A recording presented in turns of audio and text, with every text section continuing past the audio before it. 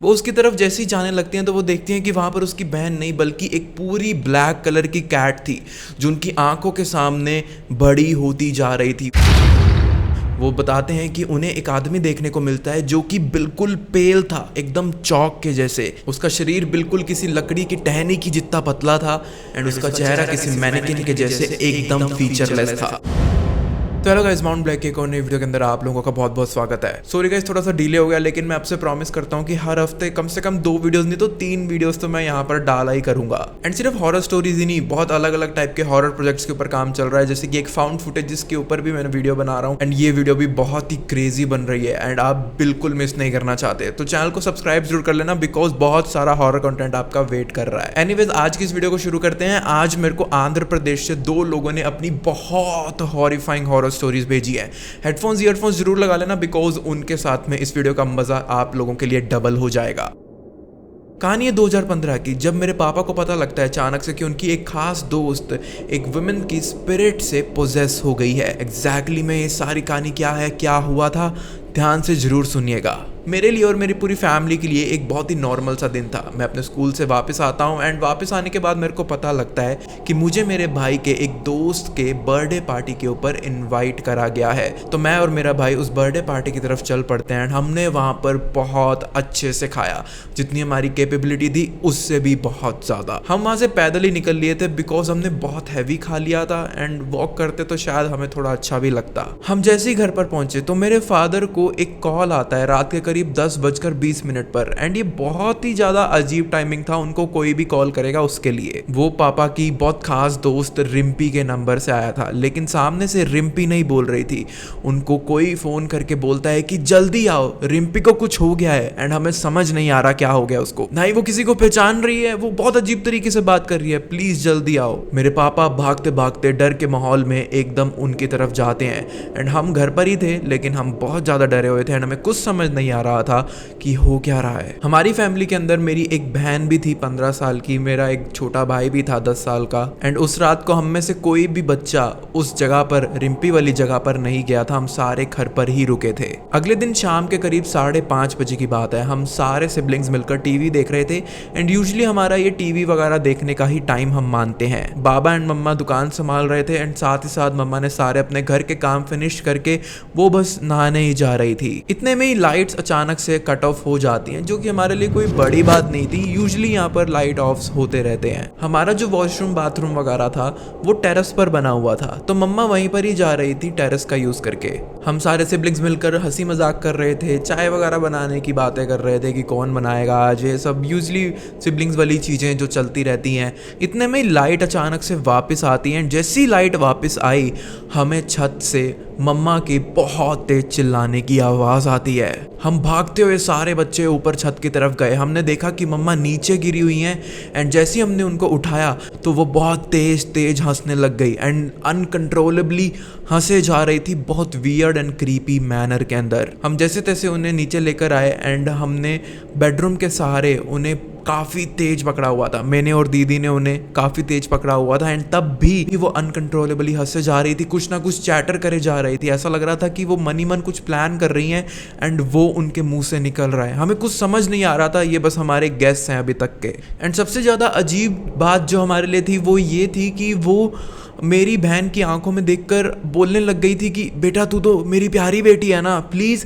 मेरे को ऊपर जाने दे, प्लीज़ मेरे को ऊपर जाने दे, तू तो मेरी प्यारी बेटी है ना, तू तो मेरे लिए इतना तो कर ही सकती है ना।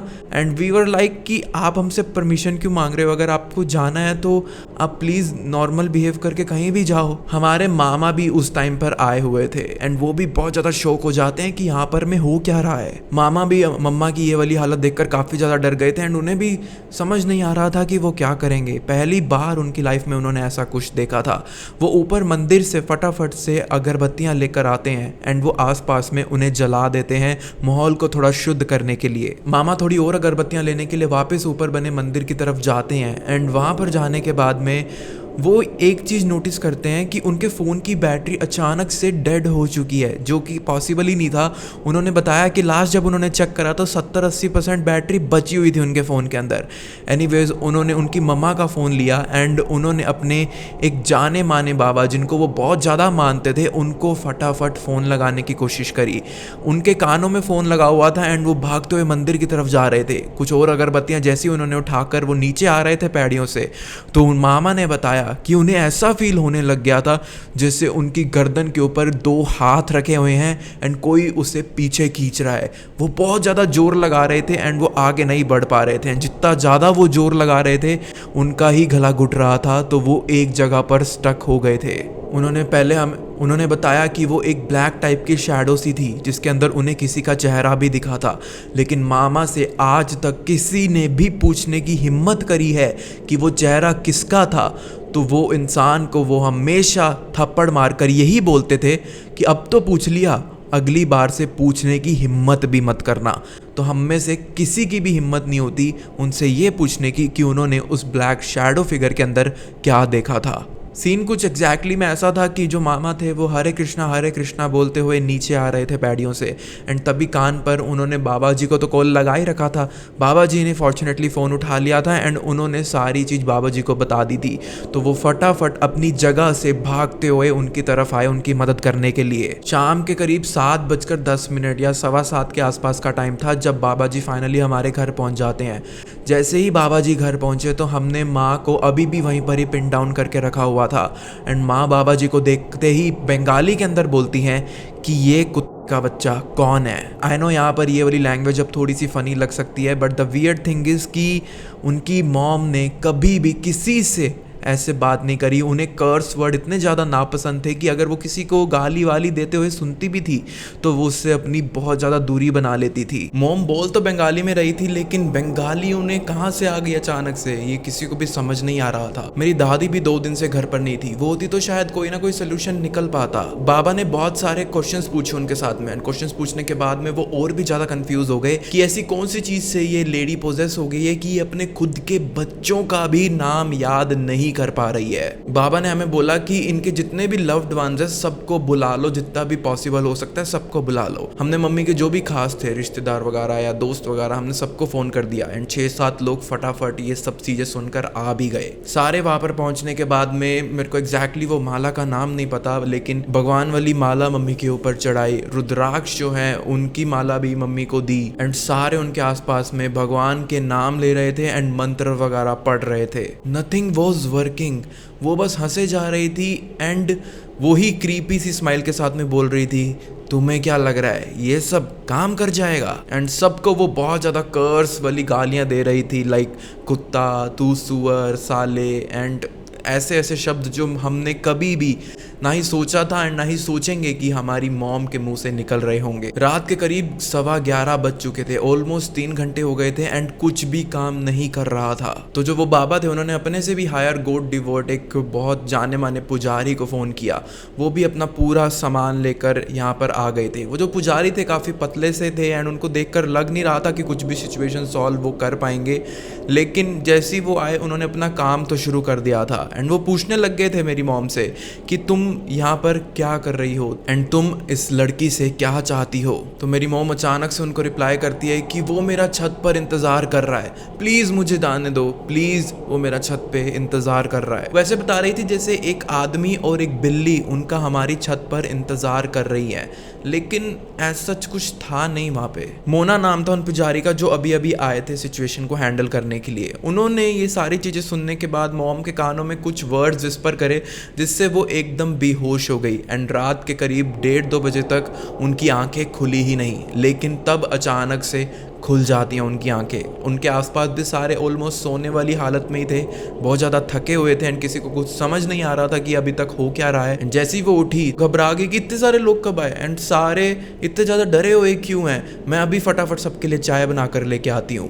वो ऐसे एक्ट कर रही थी जैसे उन्हें कुछ याद ही नहीं हो। लाइट भी गई हुई थी एंड लाइट करीब रात के 3 बजे वापस आती है। अगली सुबह हमारी मॉम सबको बताती हैं कि जब वो ऊपर नहाने जा रही थी टेरेस पे तो उनको अपनी बहन नजर आती है जो जो कि वहाँ पर कैसे आई उन्हें कुछ समझ नहीं आया। वो उसकी तरफ जैसे ही जाने लगती हैं तो वो देखती हैं कि वहाँ पर उसकी बहन नहीं बल्कि एक पूरी ब्लैक कलर की कैट थी जो उनकी आंखों के सामने बड़ी होती जा रही थी। वो कैट क्योंकि बड़ी होती जा रही थी तो उसको देखते ही उन्होंने चीख मारी थी एंड उस कैट की शैडो के अंदर जैसे ही उनका पैर पड़ा वैसे ही वो वहाँ पर ब्लैकआउट हो गई एंड उसके बाद उनके साथ में क्या हुआ उन्हें कुछ भी याद ही नहीं था। आज का दिन है एंड वो वाला दिन है। आज भी जब हम ये सारी घटना याद करते हैं तो सबके मन के अंदर एक डर पैदा हो जाता है एंड सबके पैर कांपने लग जाते हैं। किसी को समझ नहीं आता कि उस टाइम में हुआ क्या था। कोई भी उस बात को याद करके भी राज़ी नहीं है।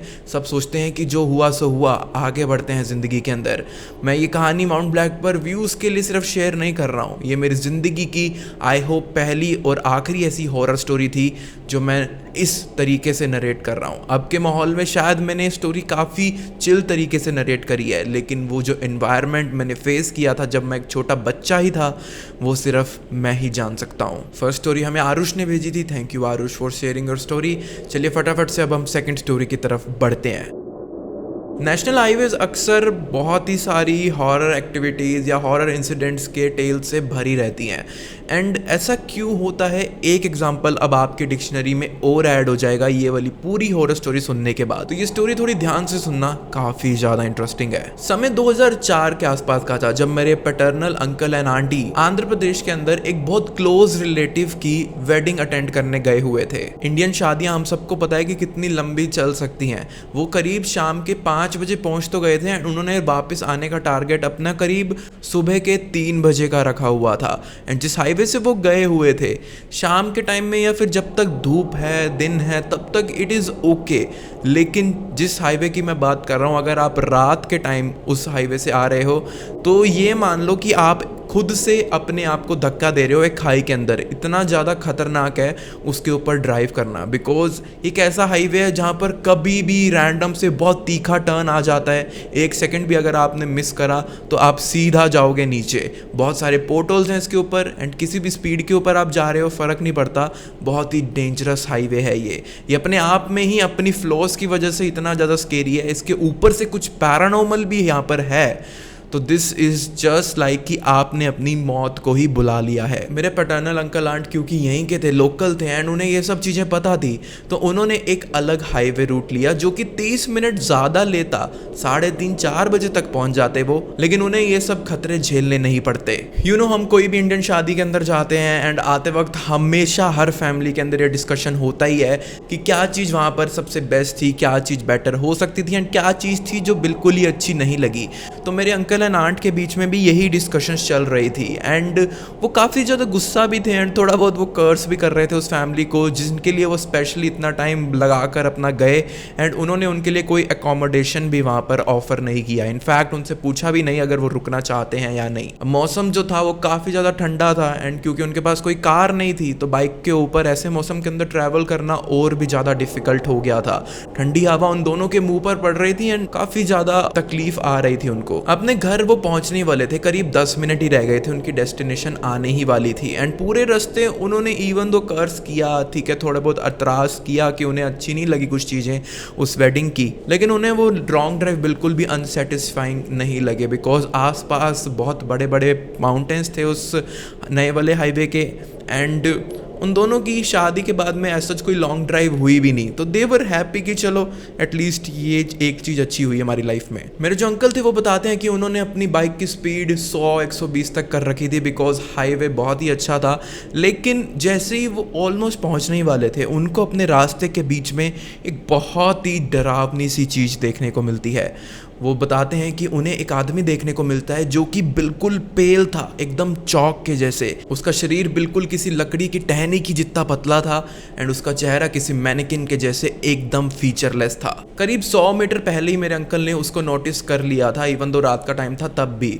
लेकिन जैसे ही वो उनके एकदम पास से गए तो वो जो भी क्रिएचर था, वो जो भी चीज़ थी, उन्होंने मेरे अंकल से एकदम आई टू आई कांटेक्ट बनाया, जिसकी वजह से वो थोड़ा डर गए थे, लेकिन पहले वो बिल्कुल भी नहीं डरे थे। उन्हें लगा कि ठीक है, जो है सो है। वो जो क्रिएचर था ना, वो लंबा भी बहुत ज़्यादा था, इतना ज़्यादा कि कोई भी नॉर्मल ह्यूमन बायोलॉजिकल फिगर इतना ज़्यादा लंबा हो ही नहीं सकता था। जैसे ही उन दोनों की आई कांटेक्ट होती है, उसके बाद में वो बताते हैं कि वो अंदर बुशेस की तरफ चला गया एंड वहाँ पर वो कुछ हरकतें वगैरह भी करता हुआ दिखा अपने साइड मिरर में।